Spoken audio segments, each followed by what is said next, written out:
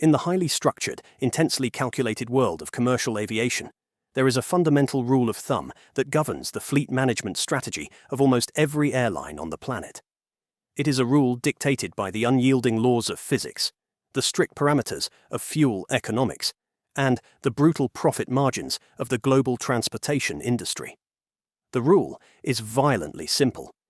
You use big planes for long flights, and you use small planes for short flights. If you look at the fleet composition of almost any major global legacy carrier, whether that is Delta Airlines, Lufthansa, or United Airlines, you will invariably find a meticulously optimized mix of aircraft. Massive, twin-aisle widebody jets, like the Boeing 777 or the Airbus A350, are deployed to fly the ultra-long-haul intercontinental routes connecting major cities globally. Meanwhile, smaller, single-aisle narrowbody jets, like the ubiquitous Boeing 737 or Airbus A320, handle the short 1 to 3 hour regional hops. This division of labor is basic, undeniable mathematics. Every time an aircraft takes off, it burns a massive amount of jet fuel simply to fight gravity. Widebody aircraft are incredibly heavy machines. A Boeing 777-300ER has a maximum takeoff weight of over 775,000 pounds.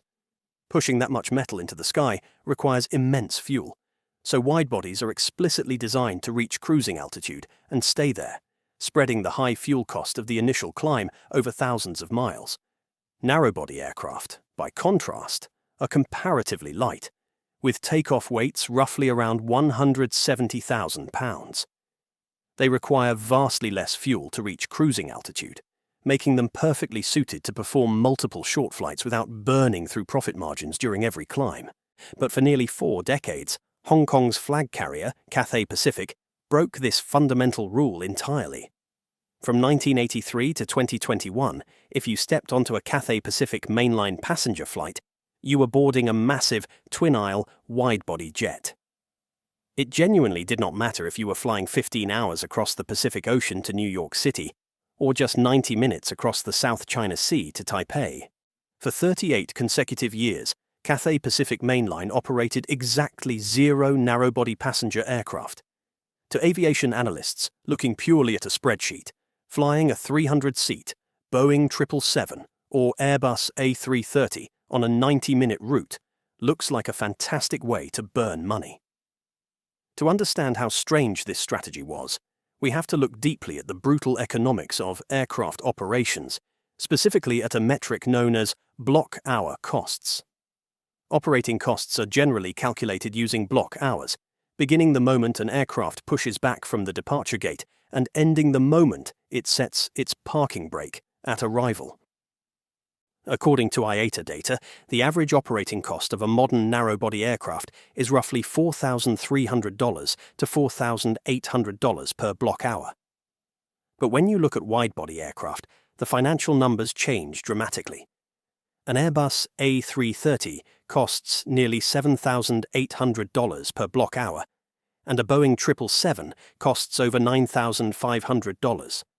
Flying a widebody inherently costs nearly double that of a narrowbody. But the financial penalty of flying a widebody on a short route fundamentally comes down to how aircraft engines wear out, measured in cycles. One cycle equates to one takeoff, pressurization, depressurization, and landing. The most stressful phase for a turbine engine is takeoff. The thermal stress is immense, routinely reaching internal temperatures hotter than the melting point of the metal turbine blades, which are protected only by advanced ceramic thermal barrier coatings. When an airline flies a 777 on a 14-hour flight from Hong Kong to London, that engine experiences extreme thermal stress only once every 14 hours. But when Cathay Pacific flew that exact same 777 on a 90-minute route to Taipei, the engine experienced that stress nearly 10 times as often for the exact same amount of flying hours.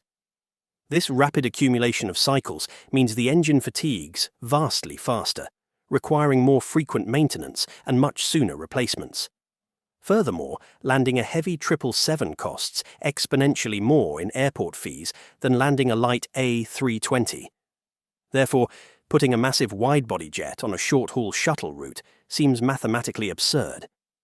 However, to Cathay Pacific, this was not corporate vanity or a stubborn refusal to modernize. It was a lucrative survival mechanism dictated by an extreme real estate market, a hidden logistics goldmine, and a geopolitical loophole.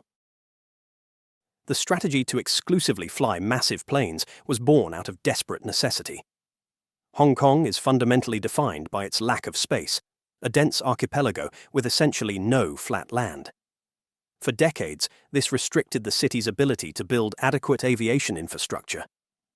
Until 1998, Hong Kong was served by Kai Tak Airport. Located in Kowloon Bay, it was infamous for its terrifying checkerboard approach. Surrounded by mountains and dense urban development, pilots could not make a straight-in instrument approach. Instead, they had to fly directly toward a mountain with a massive painted checkerboard, disconnect the autopilot, and bank the aircraft hard to the right at incredibly low altitudes. Passengers could quite literally look out the windows and see into the living rooms of the dense high-rise apartment blocks in Kowloon City before desperately leveling out just seconds before touching down. But Kai Tak had a far more terminal structural problem: absolutely no physical room to expand. It possessed only one single runway jutting directly into Victoria Harbour.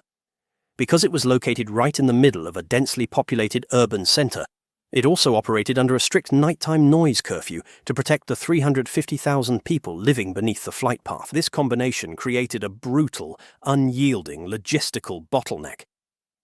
A single runway, operating under a curfew, imposes a hard mathematical cap on total flights.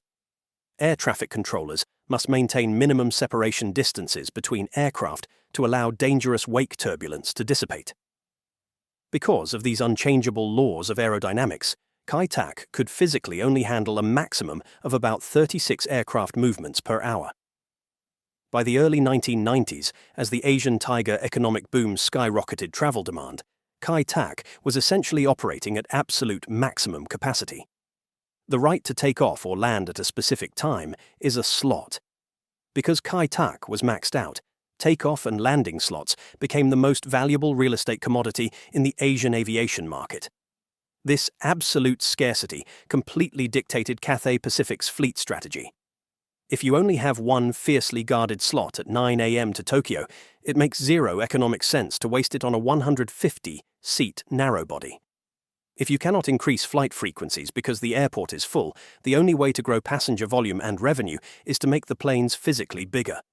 You put a 400-seat Boeing 747 on that slot to maximize passenger and cargo throughput per single movement. Cathay Pacific was forced to bulk up to survive the Kai Tak bottleneck. They phased out their last narrow-body passenger jets by 1983 and transitioned entirely to wide-body aircraft. During this era, it was common for an astonishing 84% of all flights in Hong Kong to be wide-bodied. Cathay Pacific built a massive fleet of TriStars, 747s, A330s, and 777s just to squeeze every possible drop of revenue out of their limited slots. In July 1998, the government solved the bottleneck by closing Kai Tak and opening Chek Lap Kok, the brand new Hong Kong International Airport. Built on a massive artificial island reclaimed from the sea, it was far away from dense apartment blocks. It featured two massive, parallel runways operating 24/7 with absolutely no noise curfews. The hard mathematical capacity constraints vanished overnight. Cathay Pacific finally had the freedom to buy smaller planes, increase flight frequencies, slash fuel costs, and operate like a normal airline. However, they didn't. For the next 2 decades, Cathay Mainline stubbornly kept flying expensive twin-aisle widebodies on 90-minute regional routes. To understand why, you have to look past the passengers in the cabin and look down through the floorboards. Hong Kong International Airport is consistently ranked as the busiest, most lucrative cargo hub on the planet because of its immediate geographic proximity to the Pearl River Delta. This megalopolis of over 86 million people is the undisputed factory floor of the world. Almost everything you interact with daily, microchips, lithium-ion batteries, fast fashion, is manufactured here. These high-value goods flow directly into Hong Kong to reach the world, because it operates as a free port with minimal customs friction and massive international flight connections. In the global aviation industry, a massive percentage of air freight flies in the belly of regular commercial passenger flights. Modern wide-body jets are brilliantly engineered dual-purpose machines. Their massive lower decks are capable of swallowing industry-standard air freight containers. The most common is the LD3 container, a standardized aluminum box perfectly shaped to fit the curved interior fuselage of a widebody. Cargo forwarders pre-pack these LD3s at off-airport warehouses in Shenzhen, drive them across the border, and deliver them to the tarmac. A specialized mechanical loader simply rolls them directly into the belly of the aircraft on motorized tracks. It takes mere minutes to load dozens of tons of cargo. An Airbus A330-300 has a maximum lower deck capacity of 32 LD3 containers, meaning it can easily swallow 18 or more dedicated entirely to high-yield cargo, hauling upwards of 19 tons of freight, even with the remaining space filled by the baggage of a full passenger load above it. Narrow-body planes are absolutely terrible for global cargo logistics. Their bellies lack the internal height or reinforced roller floors required to accept LD3 containers. Instead, they require bulk loading, baggage handlers physically climbing into the dark, cramped belly to manually stack loose boxes. This is incredibly slow, volume inefficient, and extremely prone to damaging sensitive goods. You cannot slide a tightly wrapped million-dollar pallet of valuable semiconductors into the bulk hold of a Boeing 737. This dynamic created an absolute economic superpower for Cathay Pacific. On a short flight to Singapore, or Taipei, a Cathay Boeing 777 was often making an immense amount of money hauling high-value electronics and heavy palletized freight in the belly. The cargo demand out of Hong Kong is so incredibly strong and yields so high that freight revenue alone would often entirely cover the operating costs of the flight. Therefore, the revenue generated by the 300 passengers sitting upstairs was effectively pure, unadulterated bonus profit. In the global airline industry, it is estimated that 50% or more of all international wide-body flights are only profitable due to the massive financial contribution of belly cargo. For Cathay, the math holds up staggeringly well, carrying nearly 720,000 tons of cargo in just the first 6 months of 2024 alone. This is exactly why Cathay Pacific steadfastly refused to downsize to smaller planes when the new airport opened. Switching to a fuel-efficient A320 absolutely would have saved thousands of dollars on jet fuel, but it would have instantly destroyed their most lucrative revenue stream, containerized, palletized belly freight.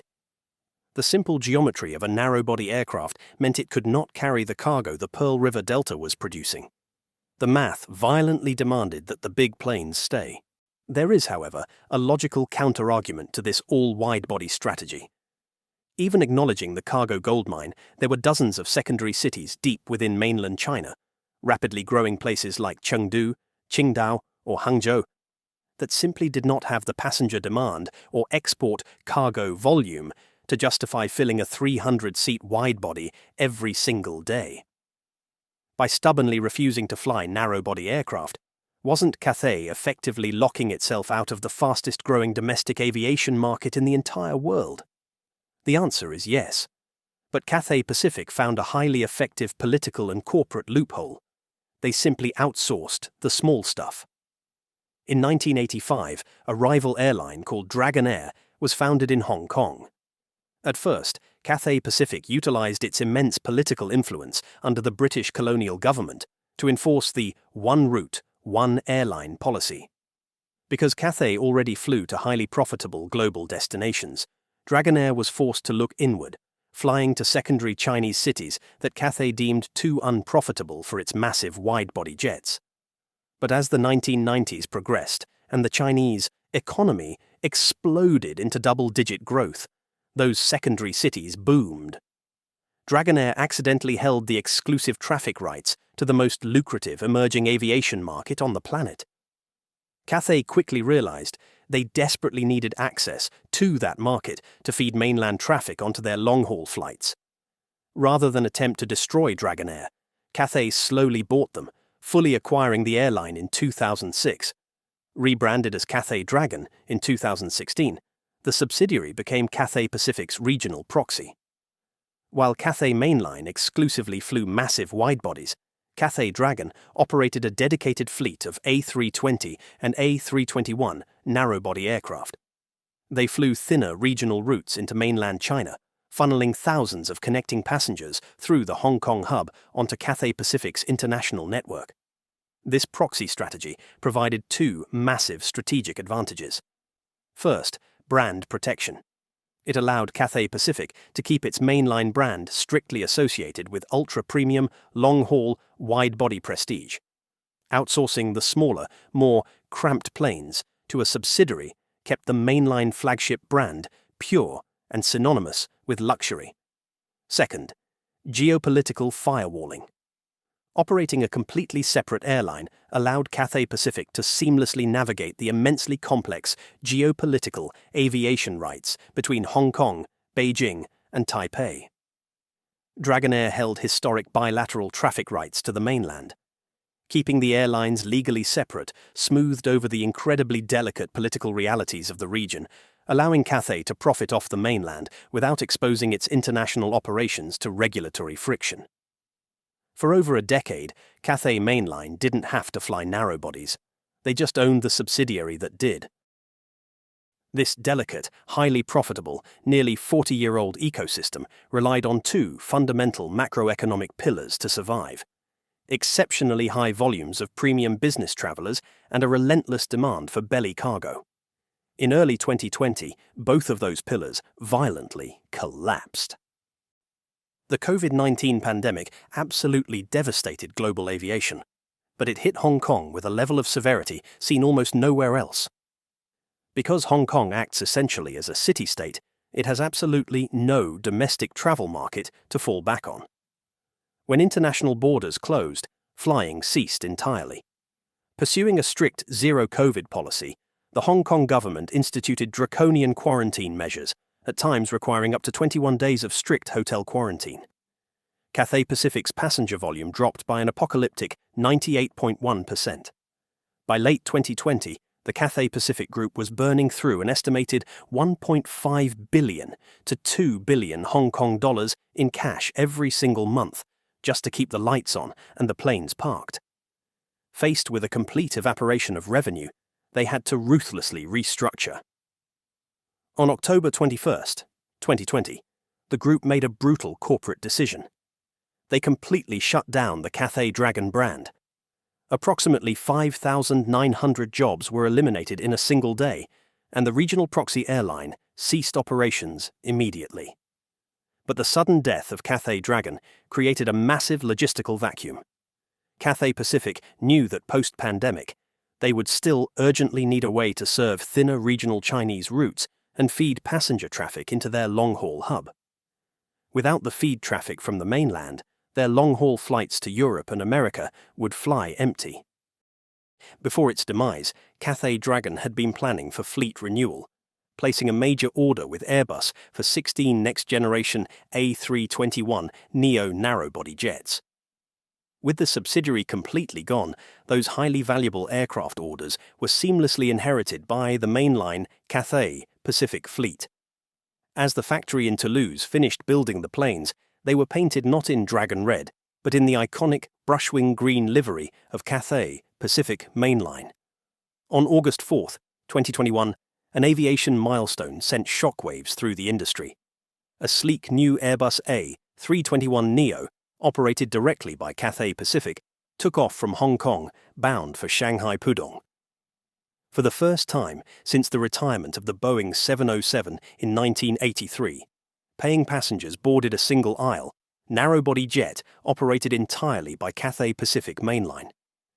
The 38-year widebody streak was officially permanently over. But why didn't Cathay Pacific just sell the inherited A321neo, pocket the cash to help survive the pandemic, and stubbornly stick to their historic all-widebody strategy?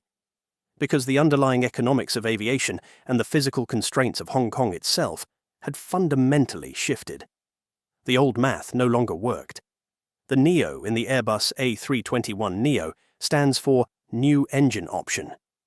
Equipped with highly advanced CFM LEAP 1A engines running at much higher internal temperatures, these aircraft extract thrust with unprecedented efficiency. The result is a staggering 15% to 20% reduction in fuel consumption per seat compared to previous generations of narrowbody aircraft.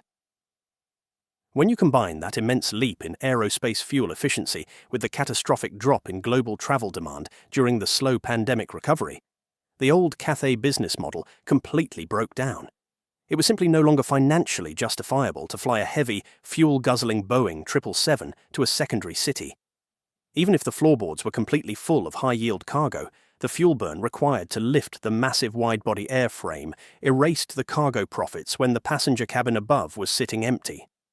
The highly efficient A321neo allows Cathay Pacific to profitably operate thinner routes, like Guangzhou or Qingdao, without burning cash. They can maintain high flight frequencies, ensuring flexible schedules, and steadily feed connecting traffic into their long-haul widebody flights. The narrowbody aircraft is no longer viewed as a brand diluter. It is a surgical tool for route efficiency in a post-pandemic world. Furthermore, the physical constraints of Hong Kong International Airport are changing once again. The airport is currently undergoing a massive expansion project to create a 3-runway system, 3RS. By reclaiming another 650 hectares of land from the sea, the airport has built a third, completely independent runway and a new passenger concourse.